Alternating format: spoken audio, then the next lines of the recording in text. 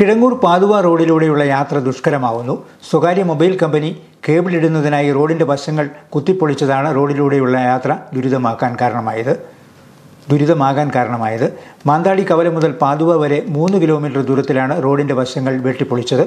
മാസങ്ങൾക്ക് മുൻപാണ് സ്വകാര്യ കമ്പനി കേബിൾ ഇടുന്നതിനായി കുഴിയെടുത്തത്.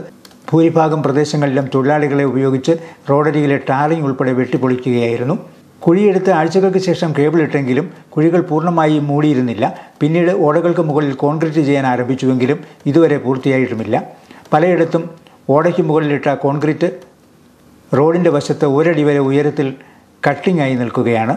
അന്യസംസ്ഥാന തൊഴിലാളികളെ ഉപയോഗിച്ച് കോൺക്രീറ്റ് ഇട്ട് പോവുക മാത്രമാണ് ചെയ്തതെന്ന് നാട്ടുകാർ പറയുന്നു.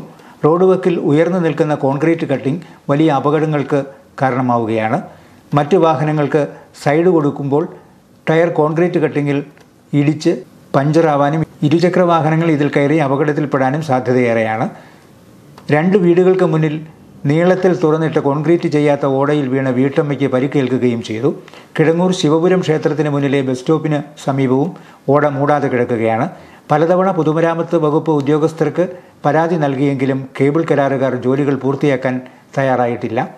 റോഡരികിൽ മുഴുവൻ മണ്ണും കല്ലും കിടക്കുന്നത് മൂലം വാഹനങ്ങൾക്ക് സൈഡ് കൊടുക്കാൻ ഇടമില്ലാത്ത സ്ഥിതിയാണ്.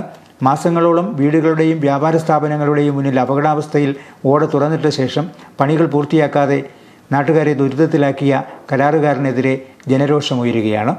ഓടകളും കോൺക്രീറ്റിങ്ങും ഒഴിവാക്കി സുഗമമായ ഗതാഗതത്തിന് നടപടി സ്വീകരിക്കുന്നില്ലെങ്കിൽ പ്രതിഷേധ സമരത്തിന് ഒരുങ്ങുകയാണ് നാട്ടുകാർ.